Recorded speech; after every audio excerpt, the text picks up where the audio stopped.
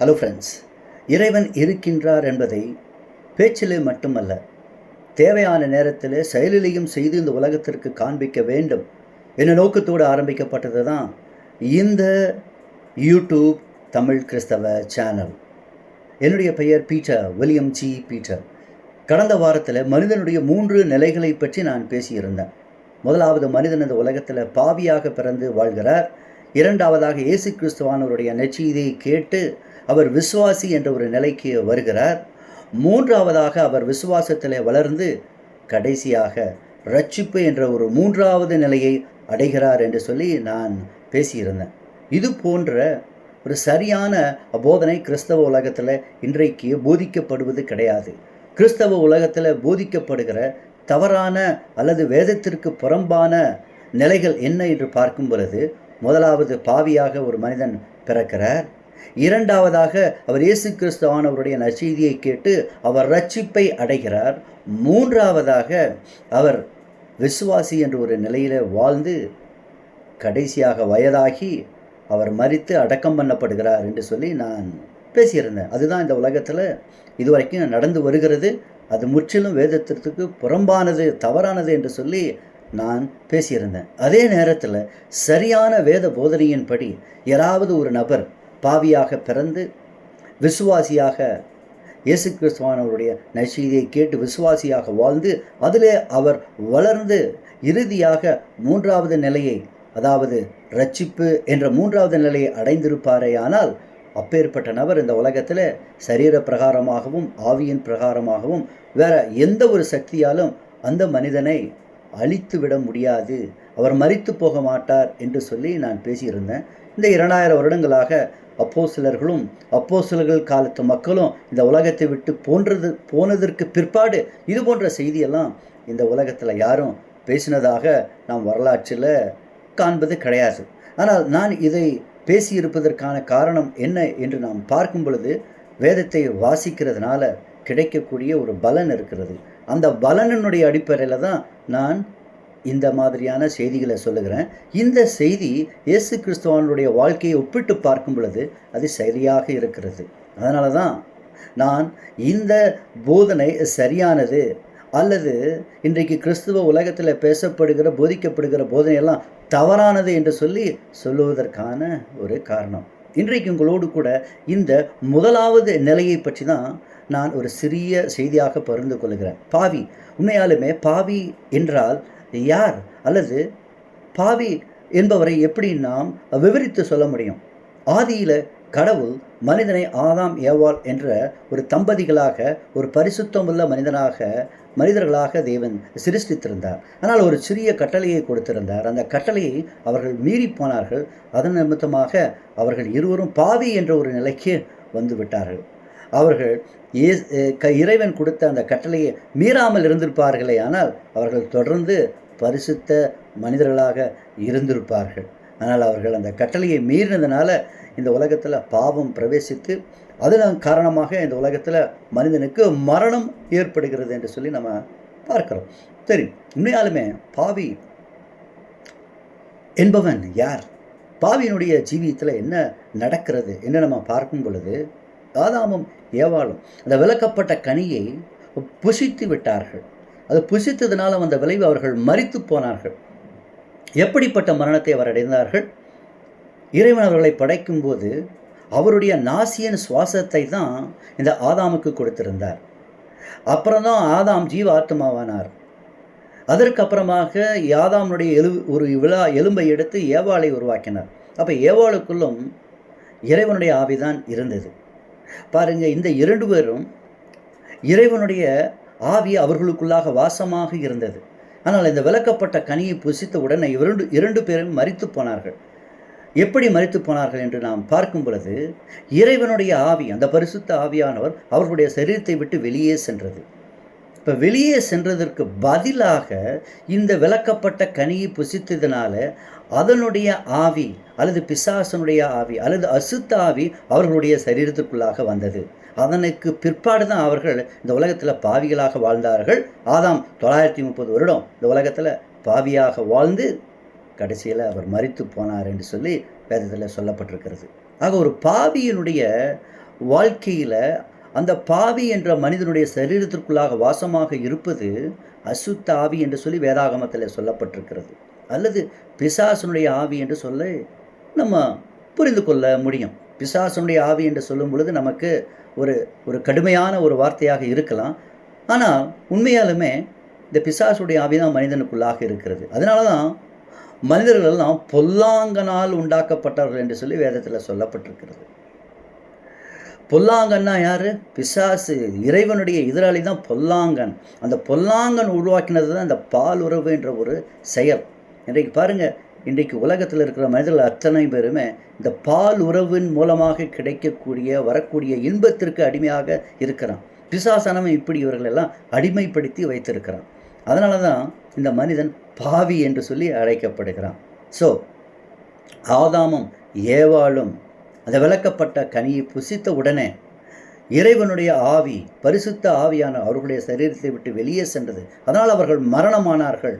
அதற்கு பதிலாக இந்த அசுத்த ஆவி அல்லது பிசாசுடைய ஆவி இவர்களுடைய சரீரத்திற்குள்ளாக வந்தது. அதற்கு பிற்பாடு தான் இவர்கள் பாலுறவு என்ற செயலில் ஈடுபட்டு பாவ சந்ததியை இந்த உலகத்தில் உருவாக்கி இன்றைக்கு உலகம் முழுவதும் பாவ சந்ததிகளால் நிரப்பப்பட்டிருக்கிறது என்று சொல்லி நம்ம பார்க்கிறோம்.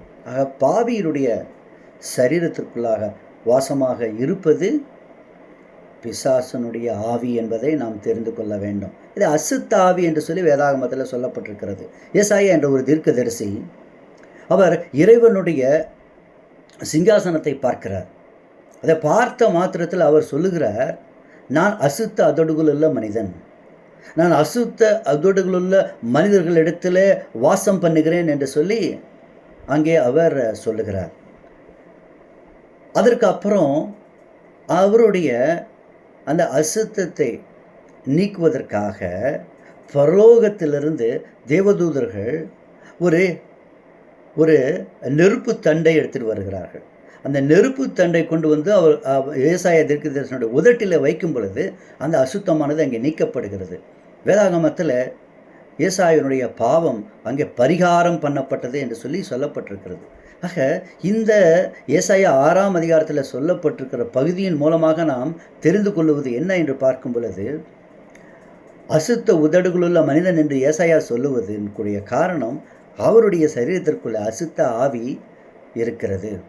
அதே நேரத்தில் அவர் சொல்லுகிறார், அசுத்த உதடுகளுள்ள மனிதர்களுடைய மத்தியில் நான் வாசம் பண்ணுகிறேன் என்று சொல்லுகிறார். அப்படி என்றால் இந்த அத்தனை மனிதர்களுடைய சரீரத்திற்குள்ளேயும் வாசமாக இருப்பது அசுத்த ஆவி, பிசாசனுடைய ஆவி என்பதை நாம் தெரிந்து கொள்ள வேண்டும்.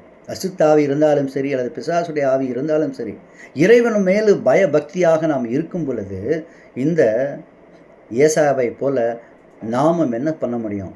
கன்ஃபஸ் பண்ண முடியும். நாமும் உண்மையே சொல்ல விடையும். இதுதான் இன்றைக்கு மனிதனுக்கு ஒரு தெரியாத ஒரு செய்தியாக இருக்கிறது. இப்படி மனிதனை தெரியாமல் வைக்கிறது அல்லது அறியாமல் வைக்கிறது தான் பிசாசுடைய ஒரு மிகப்பெரிய தந்திரமாக இந்த காலங்களில், இந்த கடைசி காலங்களில் இருக்கிறது. பிசாசு இன்றைக்கு எல்லோரையும் ஏமாற்றி கொண்டிருக்கிறான். அவர்களுடைய சரீரத்துக்குள்ள வாசமாக இருந்து அவர்களை நல்லவர்களைப் போல அவர்கள் என்ன பண்ணிருக்கிறார்கள்? இன்றைக்கு செயல்பட்டு கொண்டிருக்கிறார்கள். எல்லா மனிதரிடத்துலையுமே நல்லவைகள் கெட்டவைகள் எல்லாமே இருக்கும். அப்போது கெட்டவை அதிகமாக இருக்கும் பொழுது அவர்கள் ரொம்ப பொல்லாத ஒரு மனிதர்களாக இருப்பார்கள். சில மனிதர்கள் கொஞ்சம்தான் அவர்கள் கெட்ட பழக்கங்கள்லாம் இருக்கும். அதிகமாக நன்மை செய்யக்கூடிய மனிதர்களாக இருப்பார்கள். இப்படி தான் இன்றைக்கு உலகத்தில் மனிதர்கள் எல்லாருமே இருக்கிறார்கள். அதற்காக சில நல்ல காரியங்கள் எல்லாம் செய்வதனால ஒரு மனிதனை ஒரு நல்ல மனிதன் என்று நாம் சொல்லிவிட முடியாது. அவரும் பாவி தான், பொல்லாத மனிதனும் பாவி தான். ஆக மொத்தத்தில் ஒரு மனிதனுக்குள்ள வாசமாக இருப்பது இந்த அசுத்த ஆவி என்பது. அதனால தான் பாருங்கள், அந்த நெருப்பு தண்டு பரலோகத்திலிருந்து வந்து அந்த ஏசாயனுடைய பாவத்தை பரிகாரம் ஆக்கினது, அதாவது பரிசுத்தப்படுத்தினது. அதே போல் இயேசு கிறிஸ்துவான பரலோகத்திலிருந்து இந்த பூலோகத்திற்கு வந்து அவர் பரிசுத்தமான அவருடைய பரிசுத்த இரத்தத்தை கல்வாரி சிலுவையில் ஒரு பலியாக சிந்தி இருக்கிறார். அதனால தான் அவருடைய இரத்தத்தின் மூலமாக தான் நமக்கு என்ன இன்னைக்கு பாவத்திலிருந்து பரிகாரம் இருக்கிறது என்று சொல்லி கிறிஸ்தவ உலகத்தில் இப்படி போதிப்பார்கள். அது உண்மைதான். ஆனால் அதனுடைய ஆழத்தில் என்ன இருக்கிறது என்று சொல்லி நம்ம பார்க்கும் பொழுது, இயேசு கிறிஸ்துவான அந்த உலகத்தில் பரிசுத்த ஆவியானவரை பரலோகத்திற்கு சென்று அதற்கு பிற்பாடு அவர் அனுப்பி இருக்கிறார். எதற்காக பரிசுத்த ஆவியானவரை இங்கே அனுப்பியிருக்கிறார் இந்த உலகத்தில்? இந்த பரிசுத்த ஆவியானவர் இந்த உலகத்தில் அனுப்பி இருப்பது நோக்கம் மனிதனுடைய சரீரத்தில் இருக்கக்கூடிய அரிசுத்த ஆவியை எடுத்து போட்டு அதற்கு பதிலாக பரிசுத்த ஆவியானவரை மனிதனுடைய சரீரத்திற்குள்ளாக அனுப்ப வேண்டும் என்ற ஒரே நோக்கத்திற்காக தான் இயேசு கிறிஸ்துவானவர் தன்னுடைய சீசர்களை பார்த்து நீங்கள் எருசலேமை விட்டு போகாதிருங்கள் என்று சொல்லி அன்றைக்கு 1ஆம் நூற்றாண்டில் சொல்லியிருந்தார். அதற்கப்புறம் பரிசுத்த ஆவியானவர் வந்தார். அப்போஸ்தலர்களும் அப்போஸ்தலர் காலத்து மக்களும் பரிசுத்த ஆவியானவரை பெற்றுக்கொண்டார்கள். அதனால் அவர்களெல்லாம் மரணத்தை விட்டு நீங்கி ஜீவனுக்கு உட்பட்டவர்கள் என்று சொல்லி வேதாகமத்தில் சொல்லப்பட்டிருக்கிறது. அப்போ பாவி என்ற ஒரு மனிதனை நாம் பார்க்கும் பொழுது அவன் இந்த அசுத்த ஆவி அவனோட சரீரத்துக்குள்ளே இருப்பதனால அவன் ஒரு குருடாக்கப்பட்ட நிலைமையில் இருக்கிறான். அதாவது குருடாக்கப்பட்ட ஒரு நிலைமை என்று பார்க்கும் பொழுது இறைவனை பற்றிய ஒரு வாழ்க்கை அவனுக்கு தெரியாது. அதனால் அவன் குருடாக இருக்கிறான். அவன் ஒரு சிறையாக்கப்பட்டிருக்கிறான். சிறையின அவன் ஒரு குறிப்பிட்ட அளவுக்கு மேல் அவனால் இறைவனை பற்றி புரிந்து கொள்ள முடியாத ஒரு நிலைமை, அதுக்கு பேர் தான் அவன் சிறையாக்கி இருக்கிறான் என்று சொல்லி வேதாகமத்தில் ஏசாயா தீர்க்கதரிசி 42வது அதிகாரம் 6வது வசனத்தில் சொல்லப்பட்டிருக்கிறது. அதே மாதிரி ஒரு பாவியை பற்றி சொல்லும் பொழுது அவன் ஒரு கட்டப்பட்டவனாக இருக்கிறான் என்று சொல்லி ஏசாயா தீர்க்கதரிசி 61வது அதிகாரத்தில் சொல்லப்பட்டிருக்கிறது. ஆக ஒரு மனிதன் ஒரு கட்டப்பட்ட நிலைமையில் இருப்பது, ஒரு மனிதன் ஒரு ஒரு ஒரு அடிமையாக இருப்பது, அதாவது அவன் ஒரு அடிமையாக இருக்கிறான். அதாவது அந்த அடிமைத்தனத்திலிருந்து அவனால் விடுதலையாக முடியாமல் இருக்கக்கூடிய ஒரு சூழ்நிலை. இதுதான் பாவியை பற்றிய வேதம் கொடுக்கிற விளக்கங்கள். ஆக குருடனாக இருக்கிறான், சிறைப்பட்டு போயிருக்கிறான், அல்லது அடிமையாகி இருக்கிறான், அல்லது கட்டப்பட்டிருக்கிறான். பாருங்க, இந்த வசனங்களில் பாவியை பற்றி அங்கே சொல்லப்பட்டிருக்கிறது. ஆக இந்த ஒரு நிலைமையில் இருக்கக்கூடிய பாவியை அந்த அடிமைத்தனத்திலிருந்து விடுதலை செய்வதற்கு அல்லது கட்டப்பட்ட நிலைமையிலிருந்து அவிழ்த்து விடுவதற்காக தான் இயேசு கிறிஸ்துவானவர் இந்த உலகத்திற்கு வந்திருக்கிறார். ஒரு குருடனுடைய பார்வை அடைய செய்ய வேண்டும் என்பதற்காக தான் இயேசு கிறிஸ்துவானவர் இங்கே வந்திருக்கிறார். அப்போ பாவி என்று பார்க்கும் பொழுது நாம் எளிமையான முறையில் புரிந்து கொள்ளலாம். அவருடைய சரீரத்திற்குள்ளாக என்ன இருக்கிறது? அசுத்த ஆவி வாசமாக இருக்கிறது, பிசாசுடைய ஆவி வாசமாக இருக்கிறது. அது அவனுடைய பெற்றோர்களிடத்திலிருந்து வந்திருக்கிறது. பெற்றோர்களிடத்திலிருந்து, மூதாதையர்களிடத்திலிருந்து, முன்னோர்களிடத்திலிருந்து இப்படி பால் உறவின் மூலமாக சந்ததியாக வந்திருப்பது தான் இந்த அசுத்த ஆவி என்று சொல்லுவது அல்லது பிசாசுடைய ஆவி என்று சொல்லுவது. அது மனிதனுடைய சரீரத்தில் இருப்பதனால தான் அவனுக்கு பாவி என்று சொல்லி பெயர். எனவே பாவி என்று நீங்கள் நினைக்கும் பொழுது ஏதோ இந்த உலகத்தில் நம்ம பிறந்திருப்பது இறைவன் அனுமதி இருக்கிறதுனால தான் அந்த பாவி கூட இந்த உலகத்தில் பிறக்க முடியும். இல்லைன்னா அந்த பாவி கூட இந்த உலகத்தில் பிறக்கவே முடியாது. அப்போது இறைவன் எதற்காக பாவிகளை இந்த உலகத்தில் பிறப்பதற்கு அனுமதித்திருக்கிறார்? இந்த பாவி எப்படியாகிலும் அவன் இறைவனை பற்றி தெரிந்து கொண்டு இந்த பாவத்திலிருந்து அவன் விடுதலை செய்ய வேண்டும். இந்த பாவத்தின் மூலமாக தான் மனிதனுக்கு மரணம் ஏற்படுகிறது. அந்த மரணத்திலிருந்து அவனை விடுதலை செய்ய வேண்டும். இந்த பாவத்தின் மூலமாக தான் மனிதன் அடிமையாகி இருக்கிறான். சிற்றின்பங்கள், பால் உறவினால் வரக்கூடிய இன்பங்களில் மனிதன் இன்றைக்கு அடிமையாக இருக்கிறான். அவனை எப்படி விடுதலை செய்வது? அதற்காக தான் இயேசு கிறிஸ்துவானவர் அவனை விடுதலை செய்திருக்கிறார். ஆக ஒரு மனிதன் குருடனாக இருக்கிறவனுடைய கண்களை எப்படி திறப்பது? அது இயேசு கிறிஸ்துவானவரால் தான் அதை திறக்க முடியும். ஸோ ஒரு பாவி என்று பார்க்கும் பொழுது அவனுடைய சரீரத்திற்குள்ளாக பரிசுத்தமான ஆவியானவர் இல்லை, இறைவனுடைய ஆவியானவர் இல்லை. அதற்கு பதிலாக இந்த அசுத்த ஆவி, பிசாசுடைய ஆவி இருக்கிறது என்பதை நீங்கள் தெரிந்து கொள்ள வேண்டும். காரணம், இந்த உலகம் முழுவதும் ஏமாற்றப்பட்டு கொண்டிருக்கிறது, வஞ்சிக்கப்பட்டு கொண்டிருக்கிறது. அதனால தான் இந்த செய்தியை நான் உங்களோடு பகிர்ந்து கொள்கிறேன்.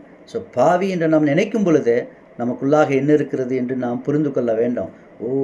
நமக்குள்ளாக இருப்பது பொல்லாத ஆவி, அசுத்த ஆவி, பிசாசுடைய ஆவி. எனவே இந்த நம்முடைய உள்ளத்தில் நமக்கு தோன்றுகிற எண்ணங்களின்படி நம்ம என்ன பண்ணக்கூடாது, செயல்படக்கூடாது என்று கொண்டக்கூடிய ஒரு ஒரு ஒரு செய்தி, ஒரு எண்ணம் நமக்கு வர வேண்டும் என்று சொல்லி நாம் தெரிந்து கொள்ள முடியும். இதுதான் பாவியை பற்றிய ஒரு செய்தியாக இருக்கிறது. இன்னொரு மெசேஜில் விசுவாசியை பற்றி உங்களுக்கு நான் இப்படி விளக்கி சொல்லுகிறேன். நீங்கள் இதுவரைக்கும் கேட்டதற்காக நன்றி. என்னுடைய பெயர் பீட்டர், வில்லியம் ஜி பீட்டர். இது போன்ற செய்திகள் நீங்கள் கிறிஸ்தவ உலகத்தில் கேட்பது அரிதாக இருக்கும். ஆனால் நான் பேசுவது உங்களுக்கு சரியாக இருக்கிறதா இல்லையா என்று சொல்லி நீங்கள் என்ன பண்ணி பார்க்கலாம், நீங்கள் சிந்தனை செய்து பார்க்கலாம். நீங்கள் என்னுடைய வார்த்தைகள் அப்படியே கேட்க வேண்டும் ஏற்றுக்கொள்ள வேண்டும் என்று சொல்லி நான் யாரையும் சொல்லுவது கிடையாது. உங்களுடைய சிந்தனைகளை தூண்ட வேண்டும். அப்பொழுது நீங்கள் என்ன பண்ணிக்கலாம், சிந்தித்து பார்க்கலாம், வேதங்கள்லாம் எடுத்து நீங்கள் வாசித்து பார்க்கலாம். அது ஒரு நலமாக இருக்கும். அவ்வளோதான். மற்றபடி வேற எந்த ஒரு நோக்கமும் அல்ல. என்னுடைய நோக்கம் கர்த்தராகிய இயேசு கிறிஸ்துவானவர் இந்த உலகத்திற்கு திரும்பி வருவார். அவர் வந்து பரலோக ராஜ்யத்தை ஸ்தாபிப்பார். ஸோ அவர் வருவதற்கு வழியை உண்டாக்க வேண்டும். அவருடைய வருகைக்கான ஆயத்தங்களை செய்ய வேண்டும் என்பதுதான் என்னுடைய நோக்கம். மற்றபடி யாரையும் இன்னொரு மார்க்கத்திலிருந்து கிறிஸ்தவ மார்க்கத்திற்கு கொண்டு வருவதோ அல்லது இன்னொரு ஒரு ஒரு நிலையில் இருக்கிறவங்களை என்னுடைய நிலைக்கு கொண்டு வருவதோ என்னுடைய நோக்கம் அல்ல. நண்பர்களே, இதுவரைக்கும் நீங்கள் கேட்டதற்காக நன்றி. Thank you so much my dear brothers and sisters. God bless you.